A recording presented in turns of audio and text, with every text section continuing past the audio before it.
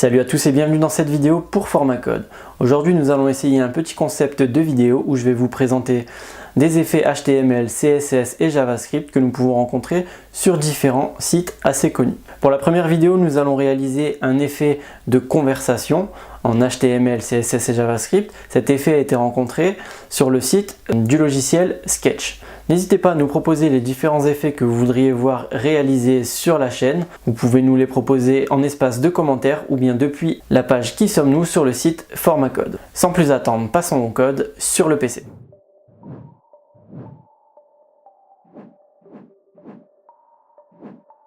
Alors voilà, comme prévu, on est parti pour ce tutoriel et on va essayer de reproduire un effet qu'on peut trouver sur le site sketchapp.com. Donc c'est le site qui commercialise l'application Sketch pour macOS.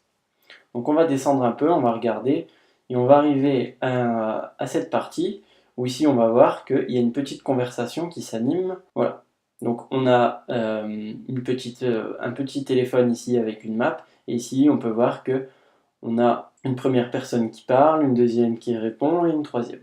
Donc on ne va pas reproduire ça à l'identique puisque là le but c'est de faire cette vidéo en 10, 15 voire 20 minutes maximum. Donc on ne va pas s'arrêter sur les moindres détails. Ce qu'on va retenir c'est que l'animation elle se déclenche au moment où on arrive à cet élément de la page. Donc c'est au scroll quand on arrive dans cette zone. Si on remonte, on redescend, voilà, on voit que cette partie va s'animer. Donc on va essayer de refaire pareil. Allez, c'est parti, on passe sur l'éditeur pour démarrer le code. Donc niveau code, je pars d'un projet où il n'y a absolument rien. J'ai simplement récupéré le gulp file de Maxence, du précédent tuto de Maxence. On va se servir de ce gulp file pour gagner un peu de temps au démarrage.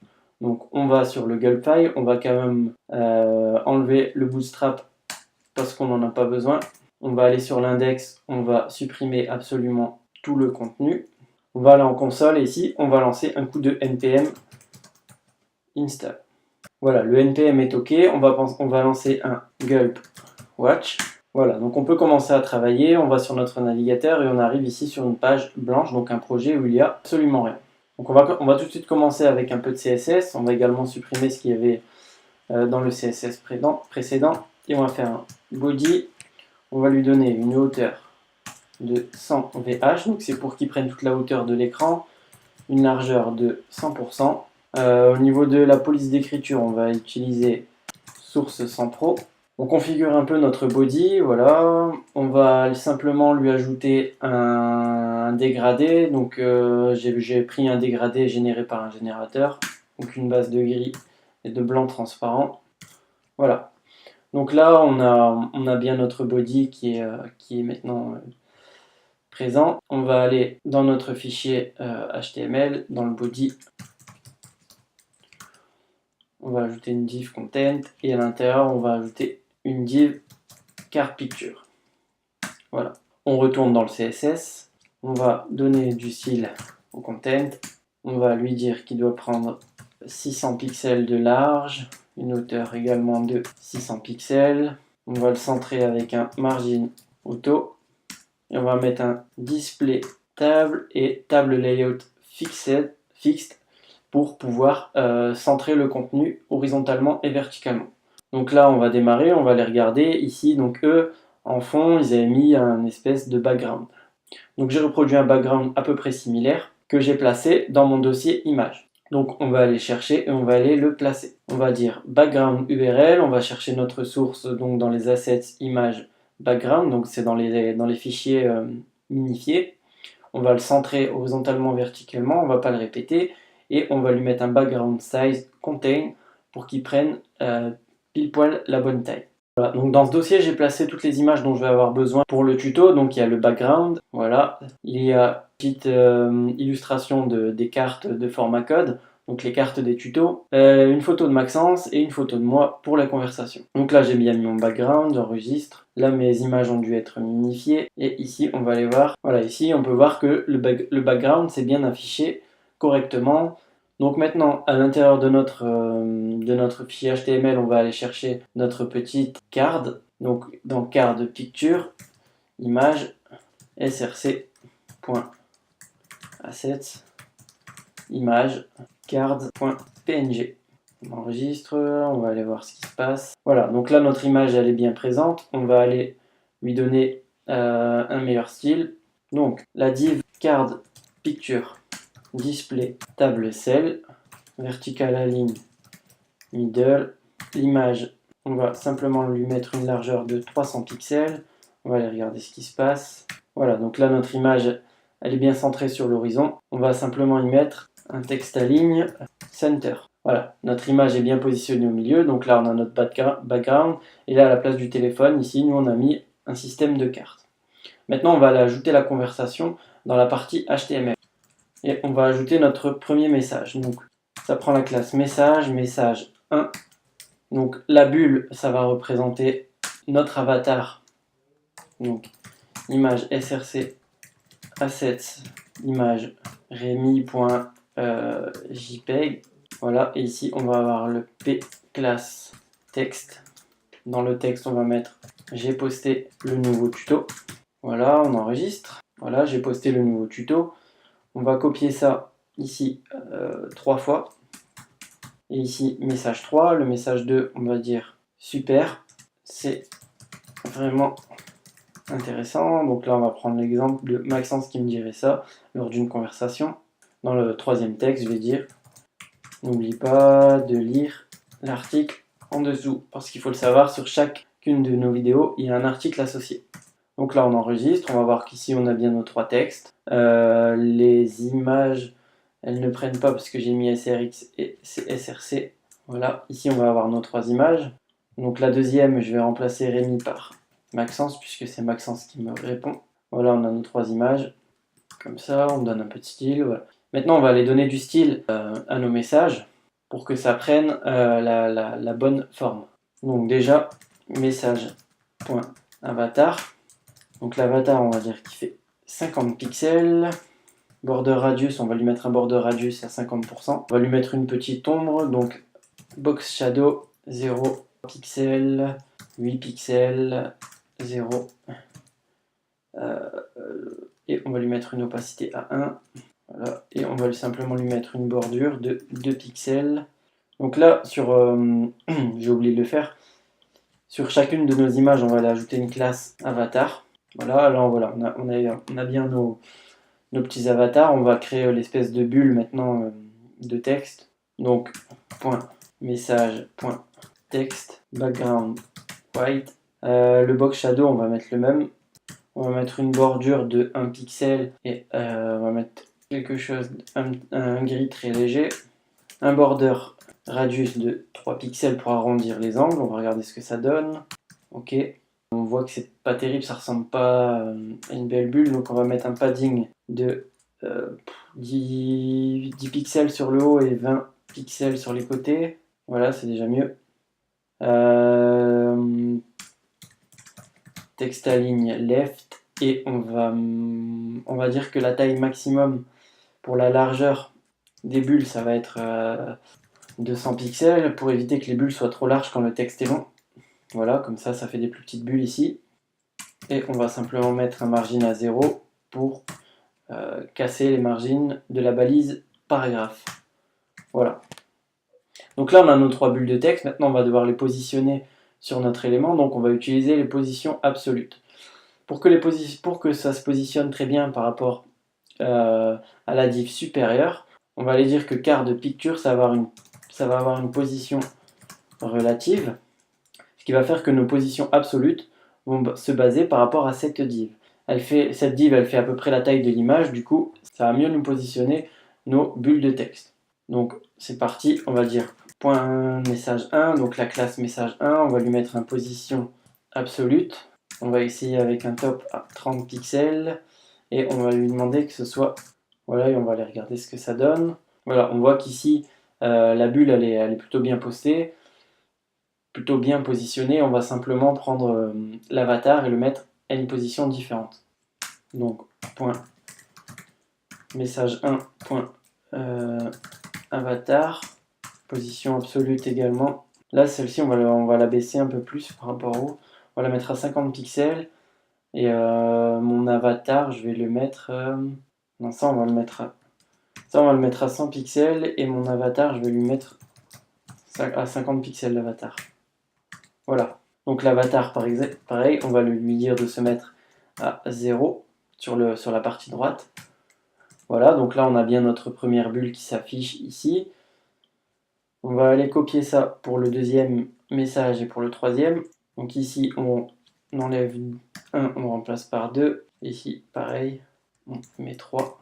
Ici on va le passer à 200 et ici à 70 pixels. Et pour le message 3 on va le passer à 300. 300 et on va compter 50 pour l'avatar. Pour le message 2 on va aller le mettre sur la gauche. Donc on va mettre un left à 0. Donc message 3 on le passe également à 70 pixels.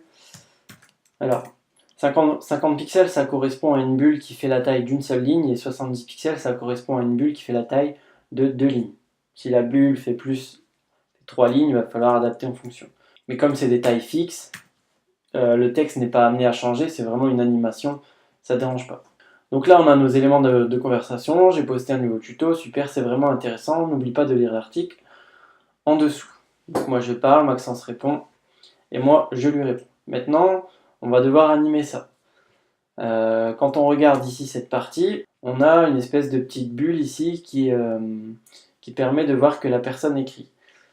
Pour ce faire, je suis allé sur Google, j'ai tapé CSS Bootloader. Donc il y en a plusieurs, et ici, moi j'ai choisi celui-ci parce qu'il correspond à une personne qui écrit. Donc on prend le code source, on vient, on le copie, on va aller le mettre tout en bas parce qu'on n'en a pas besoin, on ne va pas y toucher. Et ensuite ici, on a notre partie HTML à inclure dans les vues. Donc tout de suite, on va aller dans le HTML et on va inclure ces petites parties. Donc ici, on va reprendre message 1, et en dessous de message 1 ici, simplement, on va créer une nouvelle div qu'on va appeler message. On va rajouter message 1 et on va appeler load. Parce que c'est une partie qui imite la personne qui écrit, donc c'est comme un chargement. Et on va appeler ici cette classe Bubble Spinner. On va faire pareil pour les autres. On va les copier-coller. Ici, on va simplement mettre 2 et ici, on va mettre 3. On va aller regarder ce que ça donne. Voilà, donc ici, on peut voir que on a les trois petits loaders, les trois petits chargements qui apparaissent continuellement. Pour que ces petites parties aient le même style que les bulles d'écriture, que les zones de texte, on va le mettre dans la partie texte. On va ajouter la classe au-dessus, la classe texte. Voilà, on va aller remplacer tous les éléments. Voilà, et donc là, ça va avoir un meilleur affichage. Voilà. Donc là, on voit que c'est pas très propre. On va aller modifier au niveau du CSS qui a été fourni avec le projet. Donc Bubble Spinner, ça met ça met une marge de 100 pixels sur le haut. Donc c'est pour ça que ça nous casse un peu la vue. Là, si on actualise, voilà, c'est déjà plus propre. On va juste réduire un peu la taille du loader, donc des petites boules qui rebondissent. On va les passer à 10 pixels au lieu de 18 pixels. Et donc là, on voit qu'elles apparaissent correctement. Donc là, au niveau du CSS, on va avoir une dernière chose à faire, c'est que on va demander à ce que ces petits loaders, ils apparaissent derrière la zone de texte. Donc pour faire ça simplement, on va créer Bubble, et ici on va créer Load. On va lui mettre un Z index 0, et donc ici on va lui mettre un Z index 1 pour que ce soit affiché au-dessus. On actualise, on regarde, voilà, et là ça disparaît, c'est affiché derrière. Donc maintenant on est sur la dernière partie, on va simplement devoir animer ça. Pour animer cette partie, on va utiliser ce petit plugin ici qu'on va installer. Donc ça va nous permettre de déclencher l'animation à partir du moment où on va scroller. Donc comme on peut le voir ici, voilà, quand on scrolle, c'est le site de démo du petit plugin, quand on scrolle, les choses apparaissent. Et ça va être pareil pour notre application.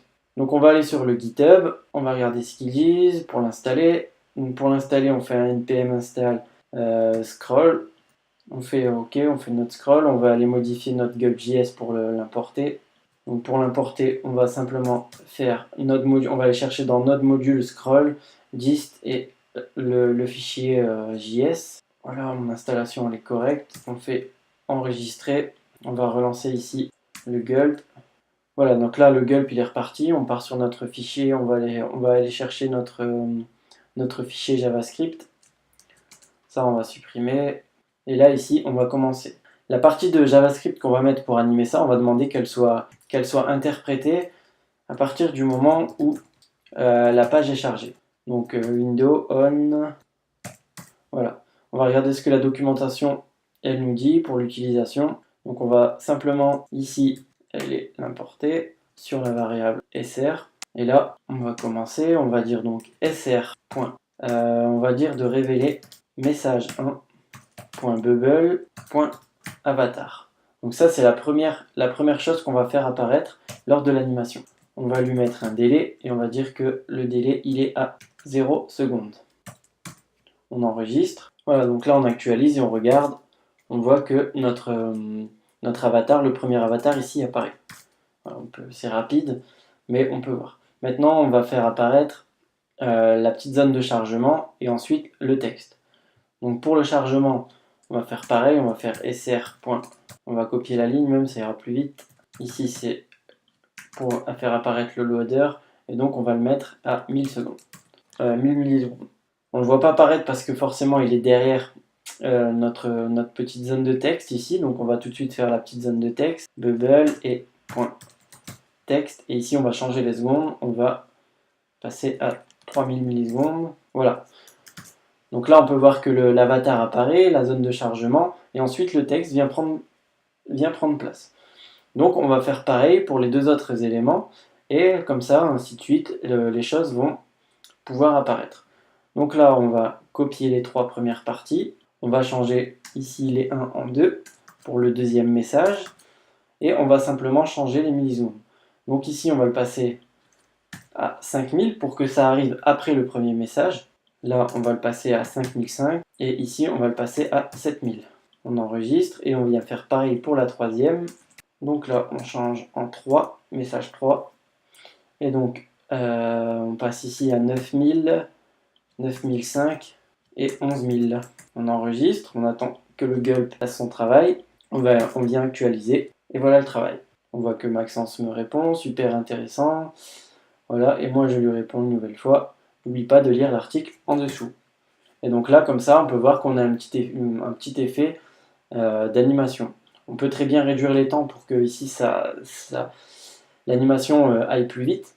C'est à vous d'adapter en fonction. Mais là, on peut voir qu'on a une petite animation qui ressemble à celle qu'on a de présente sur le site de Sketch. Et c'est une petite animation qui est plutôt sympathique. Donc on actualise une dernière fois pour voir la représentation. J'ai posté un nouveau tuto. Maxence qui écrit. Super, c'est vraiment intéressant. Et moi qui lui réponds. N'oublie pas de lire l'article en dessous. Voilà, c'est un petit effet que vous pouvez caser sur vos sites internet et qui en plus va s'afficher au moment où les personnes vont scroller s'il est plus bas dans la page. Je trouve que c'est plutôt intéressant, c'est assez sympa comme effet. Voilà, si vous en avez d'autres, comme je vous ai dit dans l'intro, n'hésitez pas à nous contacter dans les commentaires ou depuis le site Formacode. Et je me ferai un plaisir de vous présenter comment réaliser ces animations sans y passer trop de temps. J'espère que cette vidéo vous aura plu, n'hésitez pas à partager et à mettre des commentaires, surtout pour nous donner vos avis et nous faire des retours. C'est super important pour nous de voir ce qui vous plaît, surtout au démarrage de cette chaîne. N'hésitez pas à partager, ça va également nous aider et à mettre un pouce bleu. Et puis, je vous dis à la prochaine, ciao!